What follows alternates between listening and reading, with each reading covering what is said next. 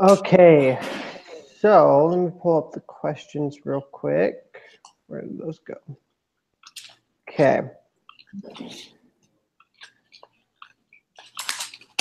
So what is the overall issue that Ritz-Carlton is facing in this discussion?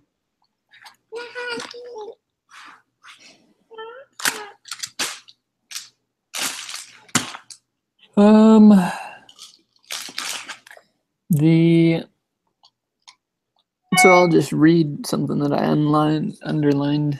Any changes McBride made could not only affect his company's future relationship with Millennium Partners, but also the carefully guarded Ritz-Carlton brand.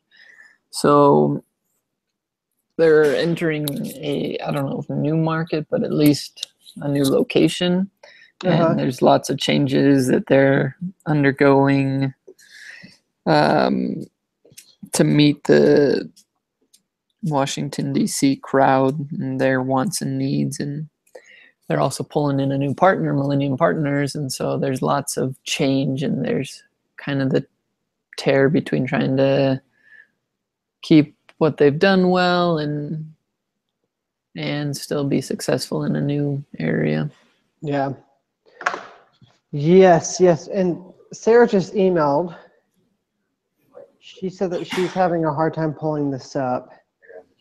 So let me just respond to her real quick. Tried that, didn't work. Could one of you just call me and put me on a speakerphone? Would that work? I'm here. Finally. Is that Alicia? No, that's Sarah. You're right. Oh, perfect. That's Alicia. Yeah. And then that joined. I thought you were talking about the email. Sorry. And then should we try and have it send the link again, or do one of you have her phone number? I do not have her phone number, but try the link again. Here it is. Hey, Alicia. Hey, how's it going? Good. I don't have her... Oh man, I'm so tired. Are you guys tired? Like finals week is killing. Well, like finals week is coming up, and I'm not prepared. Like I'm so scared. I'm so scared. Do we have a final in this class? No, I don't think It's so. just that project, I think, like the accountability project, I think. Oh yeah, that's right. I think though, I'm not sure. Oh my gosh, my throat is hurting. Okay. Where is my stuff? Okay.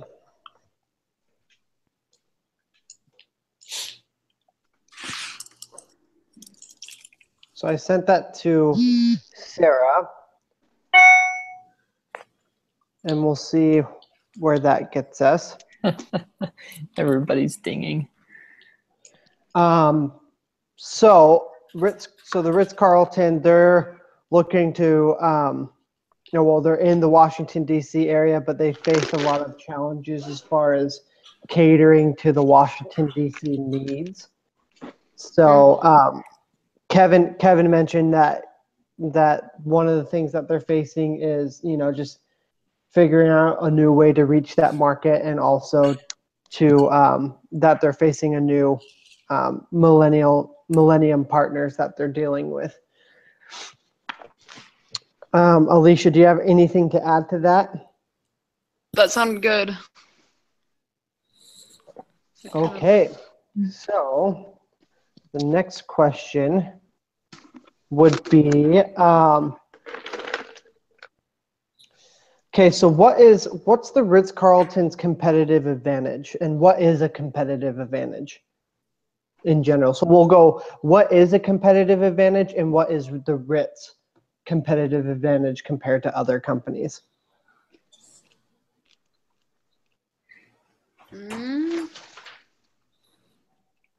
I don't know if this is necessarily a competitive advantage, but I think of it as a competitive advantage would be like name brand awareness.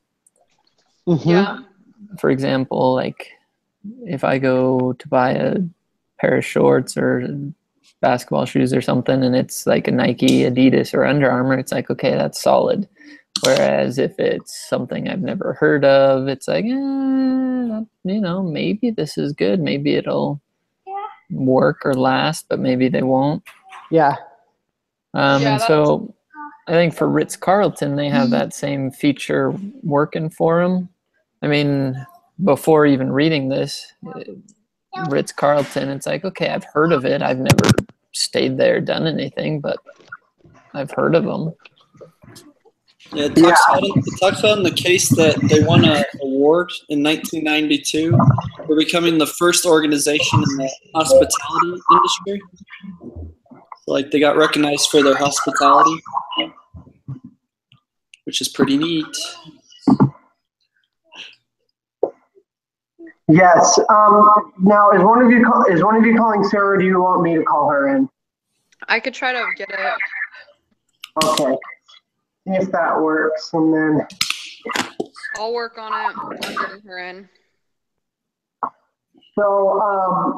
So a competitive advantage, the definition of it is a condition or circumstance that puts a company in a favorable or superior business position.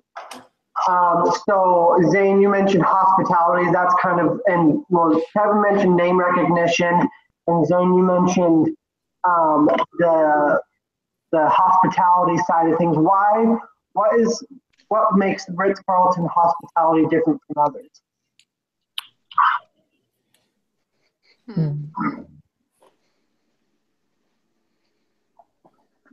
They had a low turnover rate, which means that they had pretty enthusiastic workers working there that want to go out of their way to help others. Yeah. Says the hotel industry average of the turnover rate's usually 100%, while theirs was only a 20% turnover. Right. Which is significant. It's like 5 times lower.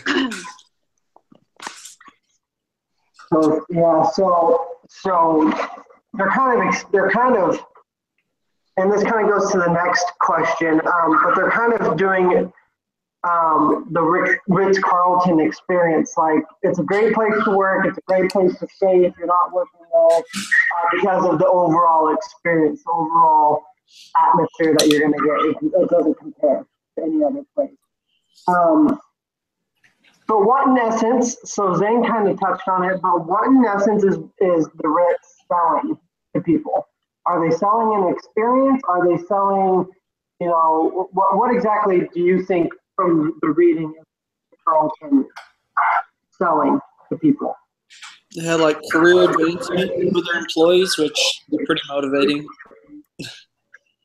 I think quality could be another. It's a very high-end market. I don't know, maybe some of you guys have stayed at a Ritz-Carlton. I've never done it, and it's like, oh yeah, after having read this, I don't foresee myself staying at one in the next, 10 years, 20 years. Yeah. Maybe when you get some deep pockets. Yeah. I'd rather have a boat before I go stay at a Ritz-Carlton.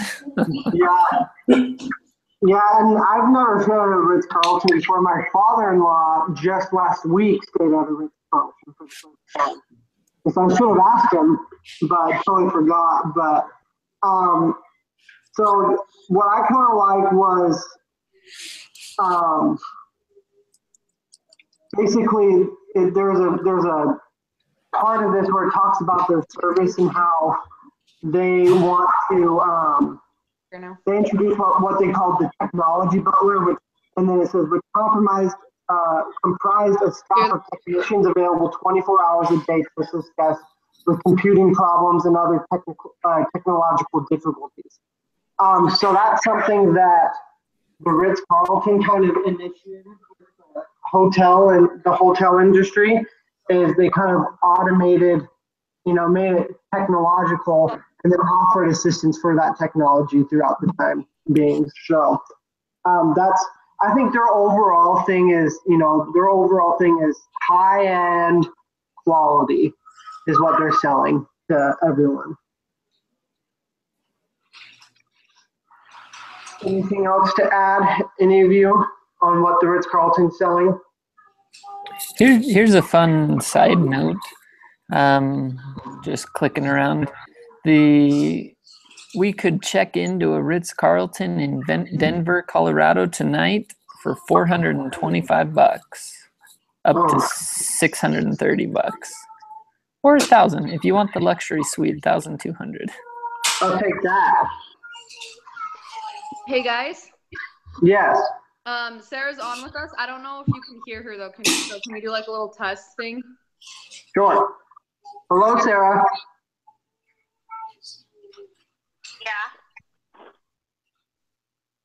Can you hear me? Can you guys hear her?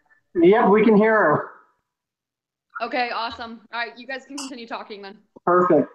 Sarah, so basically what we've been talking about is just the overall, like what Ritz-Carlton is selling as far as, are they selling an experience? Are they selling high hospitality?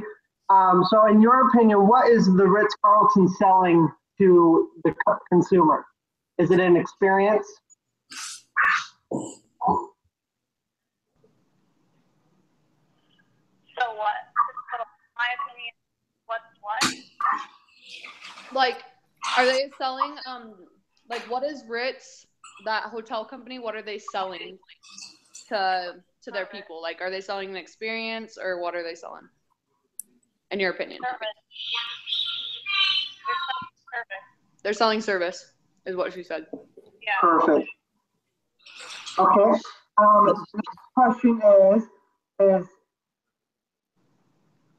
how does the Ritz create a ladies and gentlemen in only 7 days? So their training program, how do they train their staff to become ladies and gentlemen in only 7 days?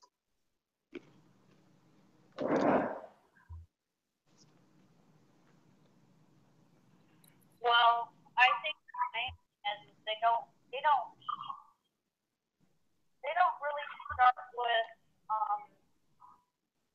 don't really start with teaching them how to do like tasks.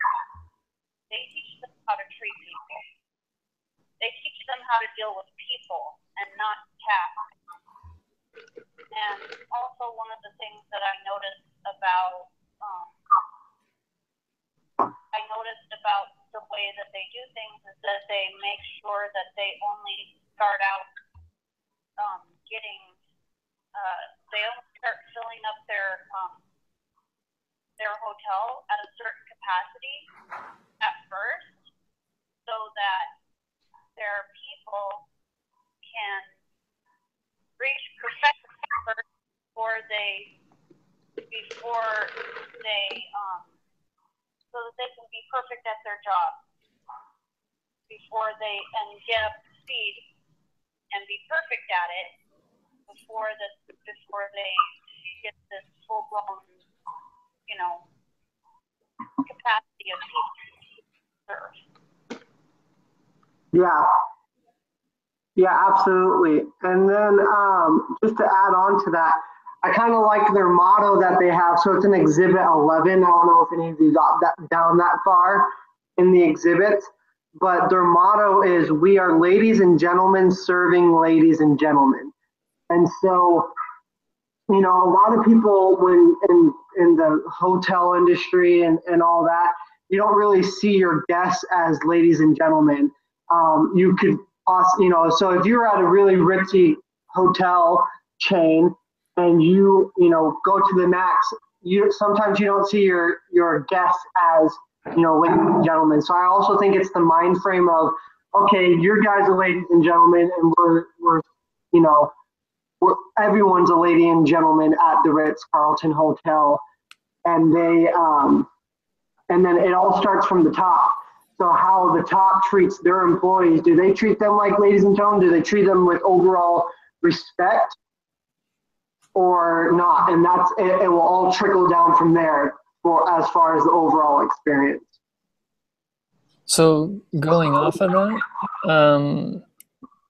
Schultz's address, like it's part of the orientation, the 7 days.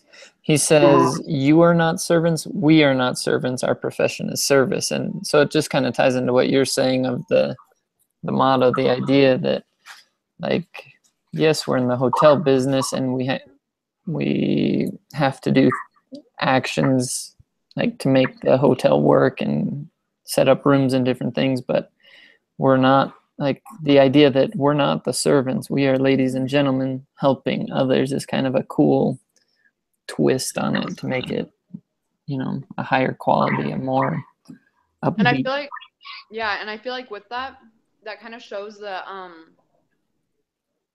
like, you know how some people when they come to hotels they just think like, but they're just gonna trash the hotel. I feel like that gets rid of that like mentality that it's okay to do that. So they're able to keep their appliances and their stuff really nice because people aren't coming in with the mentality to do that. You know what I'm saying? Like that helps kind of, but I don't know.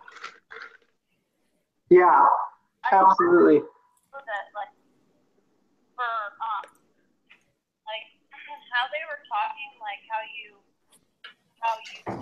they go into like room, how they do the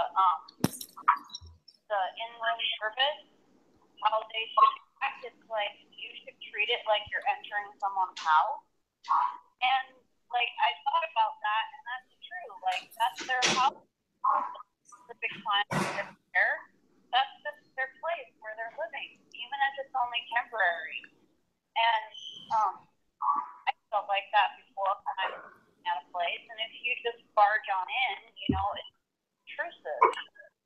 And so for them to realize that and treat it like this is their home, that's really cool. I like that. Yeah, I agree. And so, you know, and I like the whole, and that's the Ritz-Carlton is it's all about service and not being servants and treating people with respect and kindness that people need. And so that's something that's definitely going for them. And that's something that's why it takes 7 days is because when you go through training with Ritz-Carlton, it's not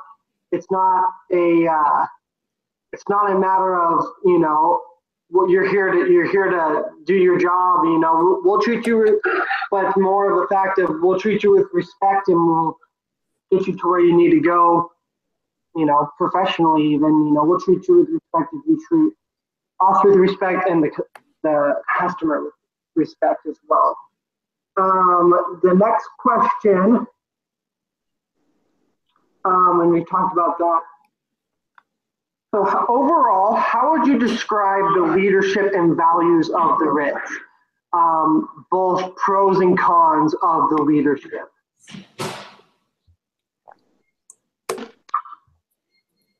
Pros, I mean, everything we just discussed, their focus on little man on the totem pole, their employees, and making sure that it is a quality experience for them and not just the guests, like keeping both in perspective. A con, maybe kind of a chain of command could be a con, just because there's so many people that have a say that are throwing money into the pot, and like, you know, you got to weigh out each person's opinion and value, that it could almost simplify things if, you know, there's a more direct line, like, okay, one guy makes all the calls and it just kind of trickles down from there. But I don't know, that's just my off the cuff thoughts. I kind of go ahead, Lisa. Is like a good amount or not for the training. I kind of wonder if like that works. Yeah. So it could be a con.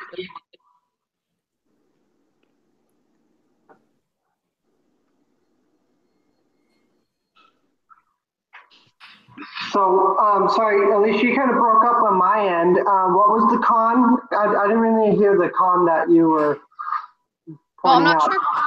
I'm kind of thinking like they only train them in 7 days, and then there's kind of, I think, a little bit of an expectation for them to perform, like that after that they perform well.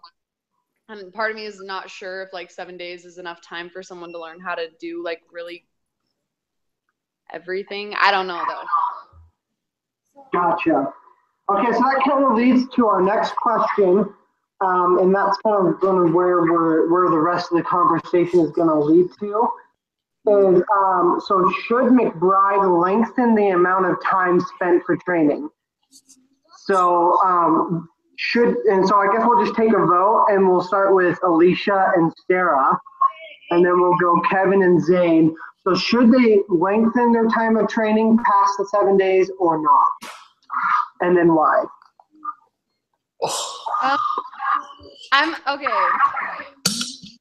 I'm gonna say yes, but I'm gonna say that maybe their training like it can be like let off. Does that make sense? Like at first they're like kind of babies, like they get the direction like really well, but then as time goes on, they kind of learn like some independency, and it goes. And so they kind of it shows them how they can control their own situations, that they're capable of that. And so I think it could go on a little bit longer, but definitely like not be so like towards the end they have more independence. Does that make sense?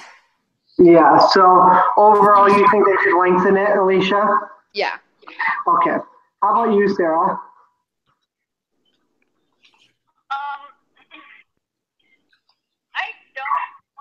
I think that the 7 days is good, and the reason I think that is because in the beginning he was saying that really what you have at the beginning, you have their attention right at the beginning, and that change that you can make in their head and in their behavior right then, right at the beginning. Any change that you can make with them is right then, and that's the change in their attitude. And if you can change that, you can change that right then. Anything else you can't really change. The people, the only they can change that is themselves. So that 7 days is their chance to do that little bit that they can. And then I just do that, and then I make sure and their oxygen levels really low during not really low, but relatively low during their opening month. So their staff become perfect at their job before they get their occupancy up. Then they're basically training on the job instead of, having to try to basically be on their heels and try to catch up and try to be perfect while they're, running their heads off. And they have, like, if you look at Exhibit 7, and if you see that they have, like, all these, like, they have 100 hours that they do training, and then they have all these other hours. They have 16 hours, and then they have all the other hours that they've got that they have down the line of other training. So it's not like their training ends over the 7 days. So I think 7 days is enough, because they also get other training as time goes on, and they also get the on-the-job training during those first, 3-4 months. But that's my story. Okay. Kevin, what do you think overall? I think I agree with Sarah. I don't think they need more training. My rationale for it was the success of other hotels.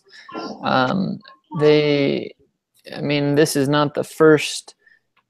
For example, the Noodles and Companies that we talked about the last time we got together, they were a brand new spanking company. I mean, every time they opened a new store, I mean, it went from 1 to 2 to 3. It's not like this company, Ritz-Carlton, they have multiple hotels across the world. They've got experience already behind them. I forget, I don't know if it said when they were founded. 1898, the guy started it. So, I mean, it's over 100 years old.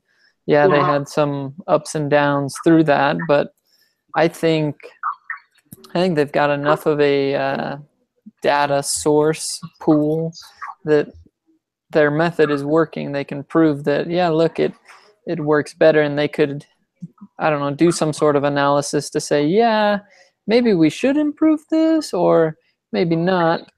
And I hope I'm not stealing Zane's thunder, but if your retention rate is so high, you must be doing something all right. They're not unhappy workers. So I don't think so. I think, no, you can keep the 7-day training thing and keep being successful. Okay, Zane? I don't have much to add to what Kevin said. I'm kind of along the same lines that the training seems to be enough. Happy employees. Yeah, I can't see what else they could do in that area, because I think sometimes training is just best to get the actual hands-on experience pretty quickly, instead of a lot of time spent a lot of time training. So yeah, and that's kind of where my thought was, is A, the retention numbers are doing well, but B, it's kind of like with the company that I worked for like over a year and a half, is they put you through like this 2-week training of all these videos and all these, different training material, and then you get to like actually perform the job, and none of the material, it's totally different, like sitting there and watching a video about the training material and actually doing it. And so that's kind of like where my thought process was going, is that the 7 days is enough to get the message across, but the best training is hands-on experience, as Zane was saying. To Alicia's point, though, I could see like training down the road, maybe, because there is a lot of value in being trained or retrained after you've seen some like some work time, if that makes sense. Like, all right, I keep running into the same problem. I wish I could take some time out and think about it, analyze it, work through it, whatever. And so potentially, like, I don't think more training is bad, I guess is what I'm saying. I just maybe don't know how to do it. So what about like a continuous training program? So like you have your 7 initial days, but then there's just training throughout, like every once a month throughout your career at Ritz-Carlton, you go through another training seminar or something like that. So it's monthly or quarterly or something. Yeah, something like that. I like that. So and that kind of goes on with this next question. Let's see, let me figure this out. It's kind of confusing. Okay, so how much training should be done on the job is the first question. And then the second question is, if you were to change it, how would you establish, what kind of training program would you initiate if you were going to change it? Can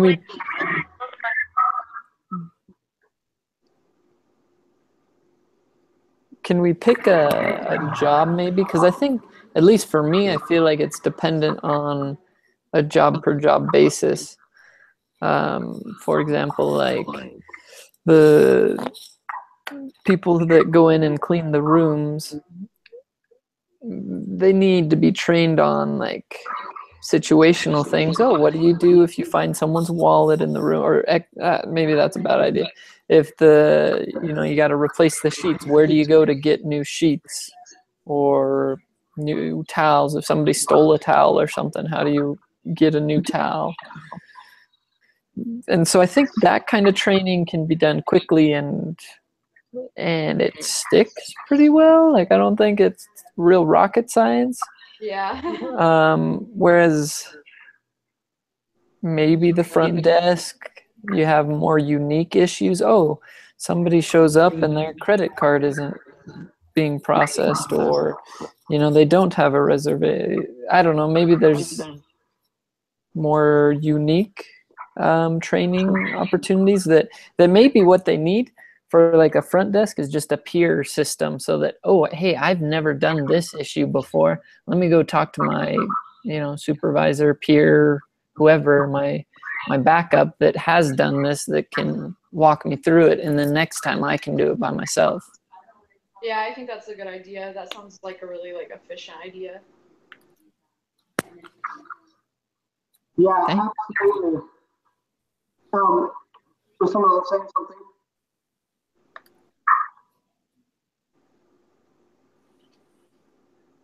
Oh, okay. I think overall, I mean, it's kind of one of those aspects where you should kind of stick with what you do best. For instance, this, and kind of off topic, but I'm traveling for interviews and stuff, and I'm back in my hometown, San Antonio, and there is this restaurant chain that did very well. They're a very common restaurant chain here in San Antonio, and they do very well. They make good money, and their corporate decided to open up a whole new, different type of restaurant, and kind of brand it under this other company's name. And they got a lot of business to begin with, but their food was kind of mediocre, and they thought the name would just get them through, and ends up that they ended up closing all 30 of their stores that they opened. And so what I'm getting at with that is that sometimes companies, they kind of, when they're trying to grow and expand, they kind of forget what they do best. This company, they were a Mexican food chain company, and they decided to go into like the KFC fried chicken, Popeyes, Louisiana kitchen food style, and it just wasn't what they did well. And so then they ended up failing. And so I think with Ritz-Carlton, yeah, they're growing, and yes, yes, training, like you can incorporate training throughout a process, and, hands-on experience, having like a mentor train you and different things like that. But when you're doing something well, you shouldn't, don't break it. And the Ritz-Carlton, I mean, like, you can probably go to anyone in America and say the Ritz, and they know that that's high-end five-star dining. I mean, hotel, and hospitality services. And so for me, it's just like, don't try and fix something that's not broken. So that's kind of where I'm at the moment.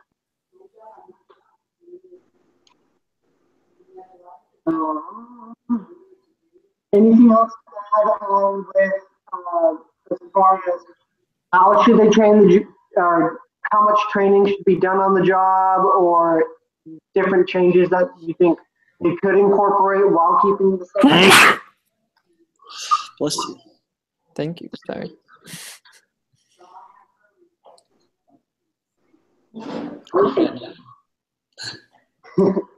Okay, so the next question is kind of to tie it all in together. So we'll be right about on time with our time today, which is good. So what principles, if any, from this lessons apply, or from previous lessons apply to this current case right here? Or from our readings or any class material that we've gone through?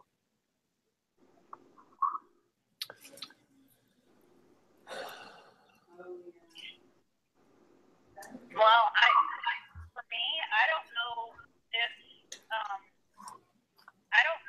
really applies much at all, but I noticed that they do the 7 habits of highly effective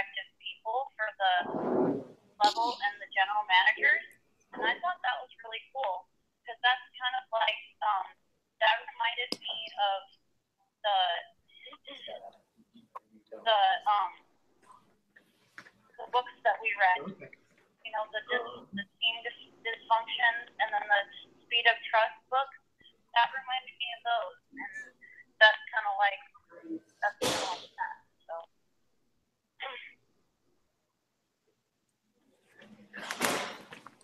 So. Something that I like that we've talked about kind of at length is the appreciation that upper management has for the lower management, or the lower people on the totem pole, the workers, the people, like There's equality, like amongst the attitudes.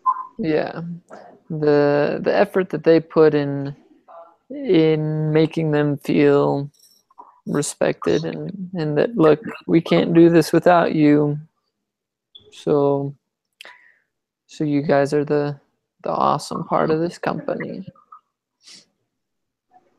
Yeah.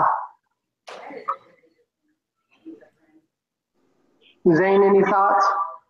Really cool was that No. COO guy, Schultz or whatever his name was, is that he wasn't afraid to, not afraid, but he didn't care about whatever was happening. If somebody if somebody didn't know how to do something and they were not being able to do it right, he didn't care just because he was the COO. He just got in there and showed him how to do it the right way. Even though he's like the big guy, he just got in there and showed him how to do it. And, you know, he did whatever it was, see it making a bed or whatever. Yeah, that's something I liked a lot as well. I have a friend, he's a chief operating officer, and he tells me he says no jobs below him. He's like, if we're struggling to fulfill orders or anything, he's like, I'll jump right in there and help him out. And so it's kind of like the importance of not using your title as like I get all the glory and honor, but it's like, it's just another opportunity to be of service, and you help out wherever you can, and it's all a team effort, and no one's above anyone else, and that's how good leaders are. Mm-hmm. Yeah. You show that you're team, you know? Mm-hmm. Something I really enjoyed, just so I was kind of researching what ended up happening, and they actually ended up keeping their strategy. They didn't lengthen any of the days of training or anything like that. And something interesting that I kind of stumbled upon was an article about how the title of it is "How the Ritz-Carlton inspired the Apple Store." And The what? The Apple Store. And it talks about how Steve Jobs was really good friends with the CEO of the Ritz-Carlton at the time, and he adopted a lot of their service qualities into the Apple Store. But something I really enjoyed was the aspect of owning the relationship. And it says, if you ask a Ritz-Carlton employee to point you the way to a restaurant, gift shop, or fitness room, don't be surprised if the employees escort you to the location or close to it. The Ritz-Carlton staff is taught to own the relationship and to make sure each guest has an enjoyable and memorable experience. No Ritz-Carlton employee will never say, "It's not my job." Whoever receives a complaint is responsible for resolving it. And so that's something, and then it goes on to say how that incorporated into the Apple Store. It says employees at an Apple Store are also taught to own the experience. If you approach an Apple Store employee with a problem of any sort, that person owns that relationship. The employee can direct you to another part of the store, and they will often escort you to that appropriate product table, or might introduce you to another salesperson more specialized in the product you're interested. But even if they hand you off, they will often introduce you to the other employee by name and even check back to see if you got your questions answered. So that's something that, that I thought was pretty cool as far as this article goes, is that the Ritz-Carlton's customer service, they really blazed the way for customer service in any type of service industry. It's all about the consumer and making sure that the consumer's experience is right there. So I really like the idea of owning the relationship. If someone approaches you with a problem and you don't know the answer, it's still your responsibility to make sure that that problem is solved. So I thought that was pretty cool.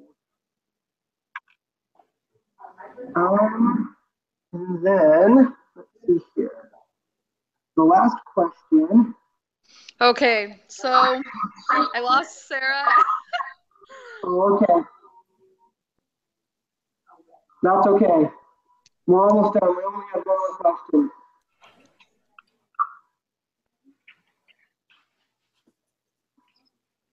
Okay, where did that question go? There we go.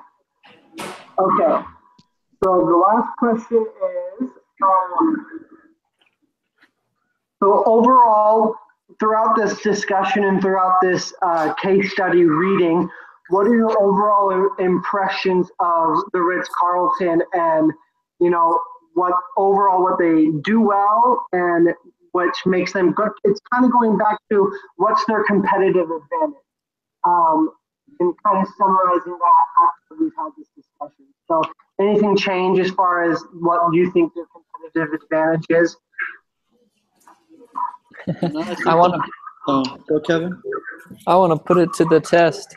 I want somebody to pay me, here's $500. Go spend a night there and see if it truly is good service, or like if they talk to me, answer my questions, take care of me.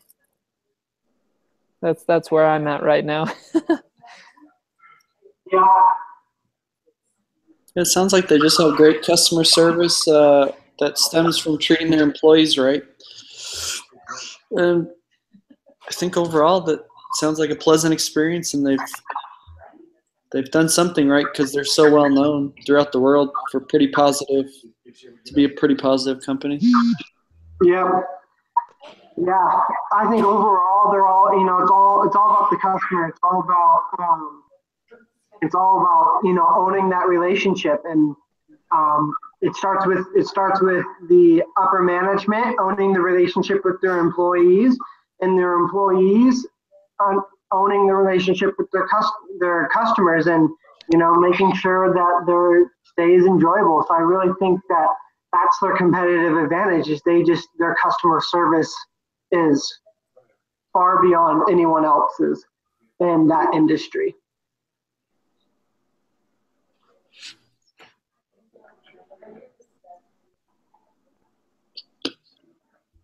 Okay, well, is there anything else in regards to this case study that you guys feel the need to say? Nope. I'm It's all been covered. Okay, well then we are actually good. So we are getting out 10 minutes earlier, so good job on us. Class dismissed. All right. All right, see ya. See you guys. Bye. Thanks. Bye.